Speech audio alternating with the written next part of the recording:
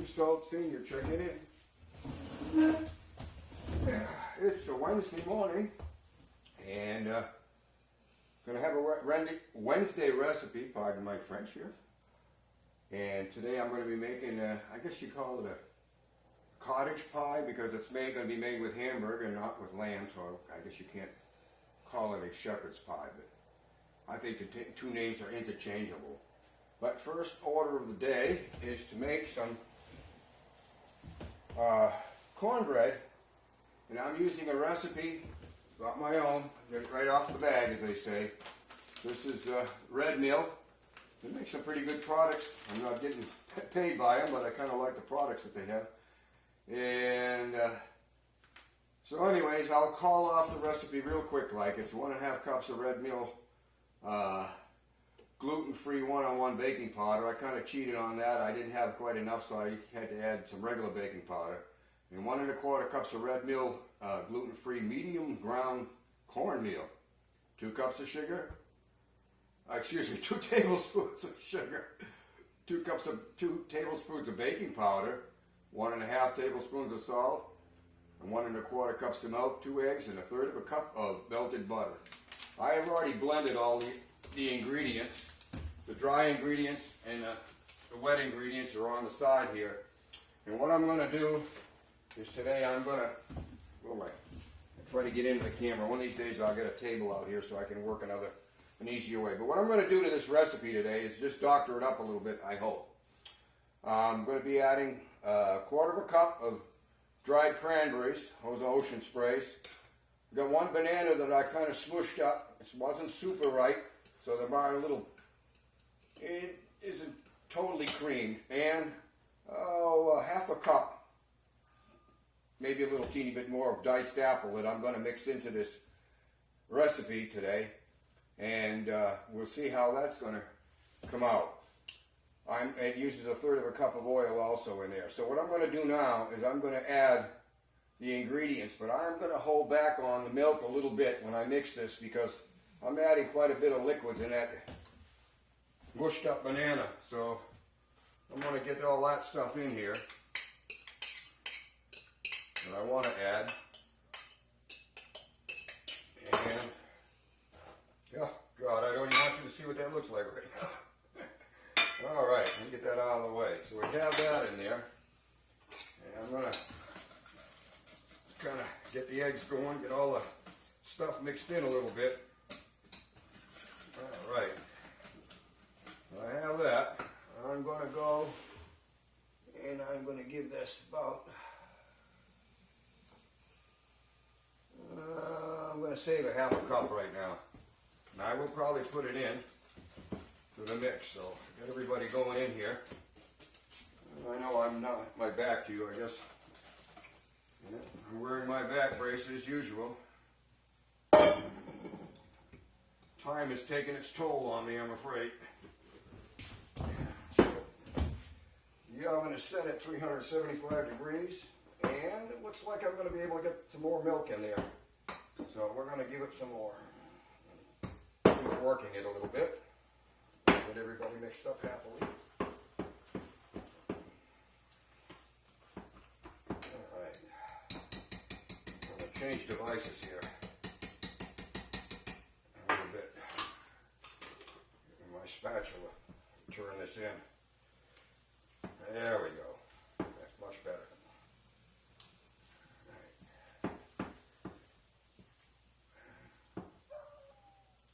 Seems to be quite moist, and I have just under 1/3 cup of milk left, and I think I'm going to hold back on it because this looks pretty good. Next step is I have my 8x8 pan here, my beautiful back towards you, and I'm just going to load her up and hope for the best.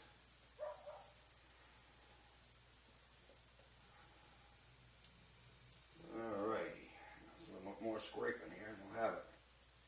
Don't want to miss any of that corn. Alright.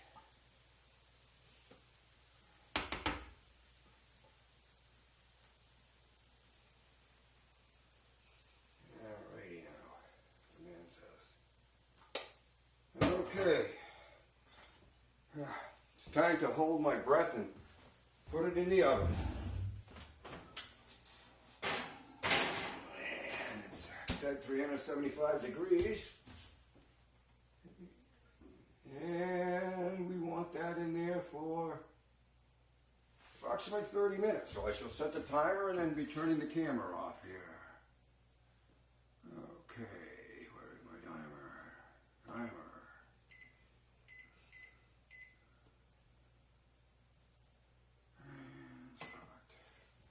Okay, so Loyd Senior is going to be checking out for a bit and cleaning up my mess and getting ready to start on the lunch meal.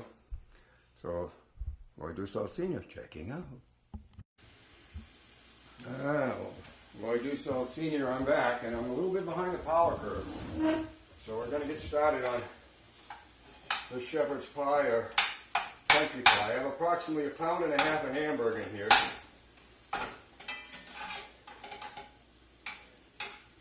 I'm breaking it all up, cooking it up, getting it smaller here. And I will be adding about a cup of peppers, strong cup of onion chopped up. Peppers are chopped up nice and small. Putting a little bit of garlic in there with that.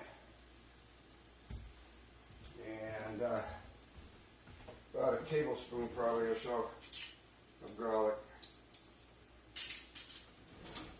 Maybe a little less, I think. That might be a little strong.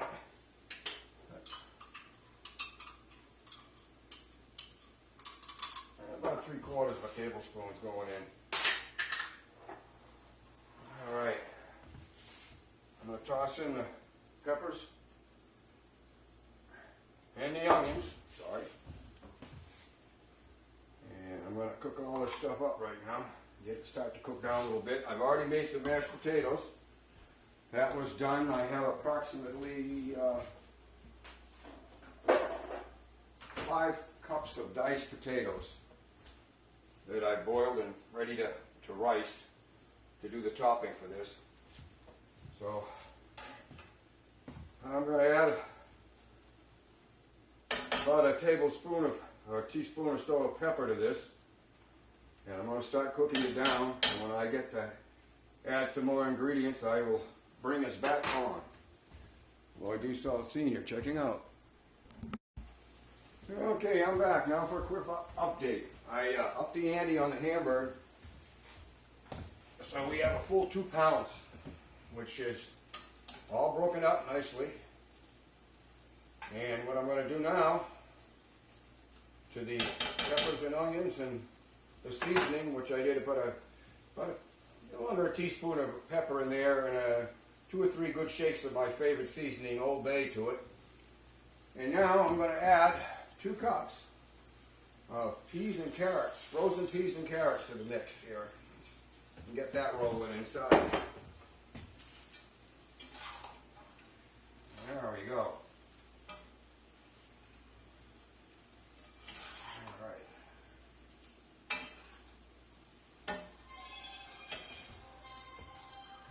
Okay, I'm going to let this go for a bit, but I'll be back. Well, I'm back. That was a shorty. Got the peas and the carrots in there. I'm about to open up some beef stock. I'm not going to measure it. I'm, like most cooks, I'm not going to call myself a chef. I'm using it by eye, just to get some fluid in there for a moment. And then we'll see what we got here. And I will be adding some cornstarch to this to thicken it up. Give that a little bit more here.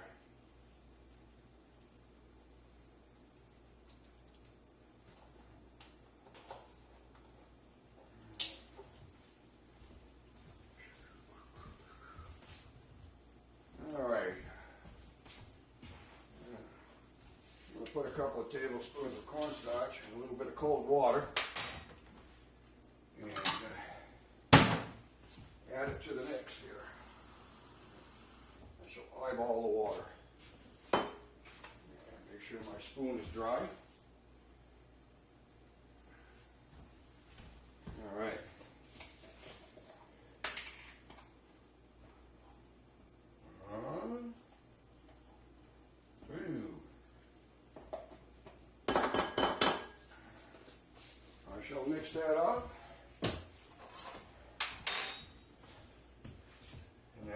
mix it in. Oops, I keep blocking the camera. I'm sorry about that, folks.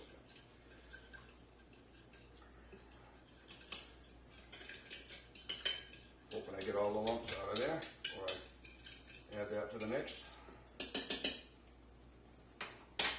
Alrighty now.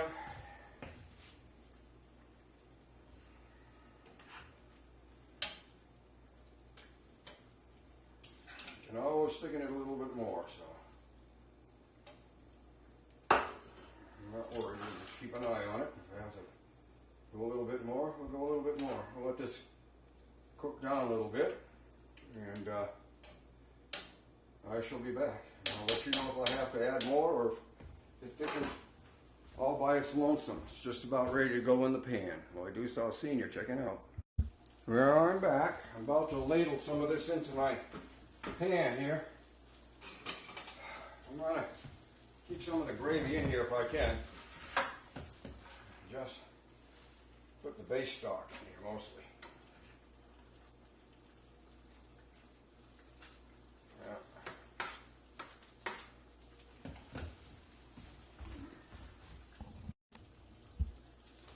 Okay,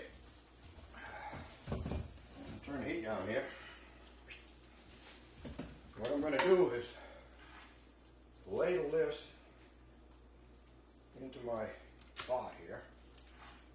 I may actually have some extra, depending on how fill this is. I've never done this and I haven't used this, but we'll see how. It's 2 pounds of meat and all the veggies fit in here. Looks good. What I'm trying to do here is a method to my madness. I know that what I'm doing is trying to leave some of this liquid behind because I want to make a gravy to go on top of this after. In case somebody wants some gravy along with it. Well, looking good. It's going to fit. All right. You're almost committed a sin here by grabbing that kettle handle without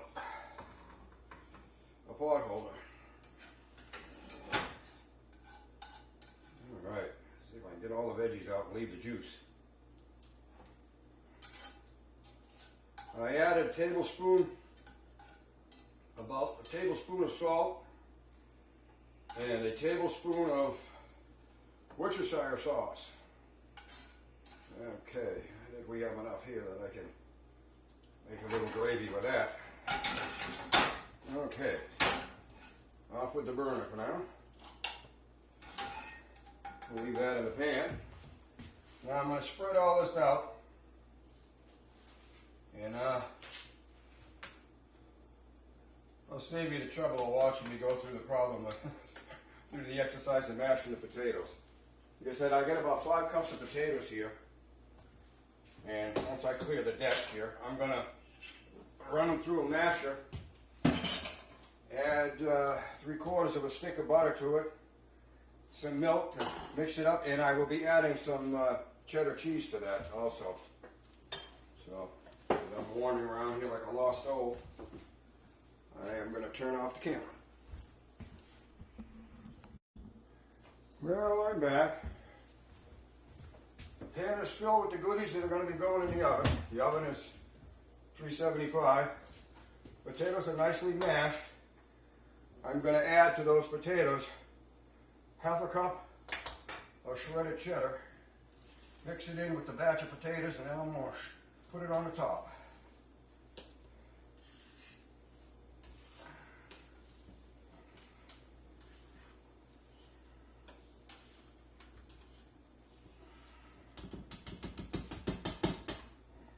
Okay.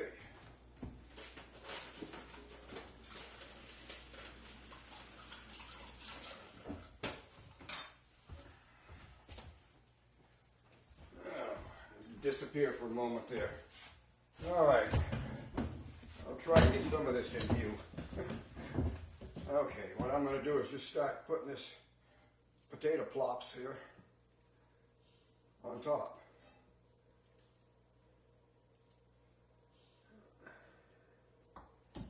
Hopefully not spread it all over the place here.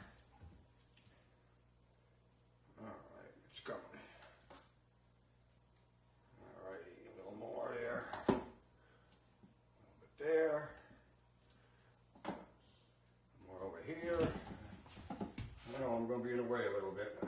such is life, I guess.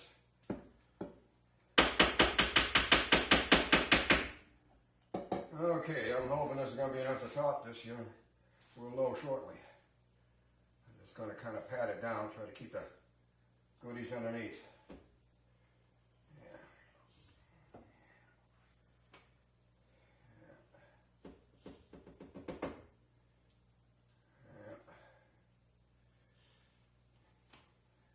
Say it ain't perfect, but it's a first shot, so you always know the next time, well, maybe I should have put a little of this or a little of that. And that's what I'm kind of learning here. So I'm going to take a fork. I've got a nice big one here. I'm going to drag it through and see if I can get some lines in here.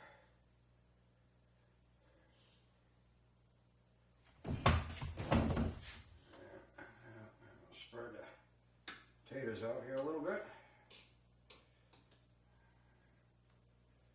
Alright, well, we might be shy a little bit of the potatoes, but by golly, we won't be shy of the good stuff inside. Well, I'm going to set this in the oven here. Keep an eye on it, wait till the top browns. So that's about the size of that. It's not going to say, oh, it's going to be 10 minutes or 20 minutes. So I shall put it in and let you know what happens. Well, it's a little afternoon time. Yes, I know, I have my back to you at the moment. But I'll tip that up a little bit so you can at least get a see. We got a nice browning on the top, which I did in the last 5.5 to 10 minutes under the broiler to get the brown spot, to get the brown top in. So I am going to make a cut in here. I have no idea how stiff the bottom is, if I'm going to need a scoop or if I'm going to be able to get it with the spatula, but I know one thing, I'm not going to hold the side of that pan. Oh, I'm going to just move in a little closer. There we go. All right, there's one. Such as it is. Okay, I'm hand that off to Paul, and I'm going to grab myself a scoop.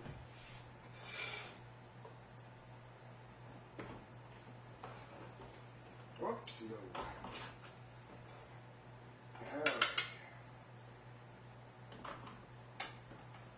It's light juicy, but I think it'll be fine. I'm missing here. There we go. All right. Loyd Senior checking out to have some lunch. Oh yes, I guess before I forget, my cake came out here, cornbread. We'll see when I cut it up, and we'll have some for dessert. This is the banana and apple and cranberry. So, as disjointed as I am today, I shall shut down and have lunch. Loyd Senior checking out. Well, lunchtime was a success. I've covered up the shepherd's pie. Came out very good. It might be a little bit juicy, but I know the second time you heat them up, it's going to be a lot stiffer. But we both agree it came out really good. If I was to make another one, I think I said I put 5 cups of potatoes in there. It wouldn't hurt to have 6 cups at least. Would give you a little bit thicker top, but it was fine. It was delicious. And we'll move on to the cornbread. Now the cornbread came out fine. And I don't know if anybody noticed on the counter when I was doing this and mixing it and I poured it in the pan, there was a little measuring cup. Well, that little measuring cup had 1/3 of a cup of oil in it. So I had put the cornbread in the oven, but thankfully it was only in there for about a couple of minutes. So I said, oh, I got to take a chance here. So I took it out, put it back in the bowl, scraped it back into the bowl, carefully mixed in all of the oil, re-greased the pan, and crossed my fingers, and by golly, it came out good. So I was able to pull that one out of the fire. A lot better than if it was cooked and I realized that we had oil left over. Okay, so I guess that's about it. I'd say we got 2 thumbs up today. We ate the cornbread with a little bit of ice cream. It kind of works out nice. There's just no end to what you can do with cornbread. So this one had banana and apple in it and cranberry. And we both agree it came out good. And we had ours with a little slice with some ice cream, some maple walnut ice cream. So as I run off a little bit too long here, it's time to call it a day. So the Wednesday special, Blue Plate special, is done. This book is closed, and hopefully I can splice this mess together and make a video.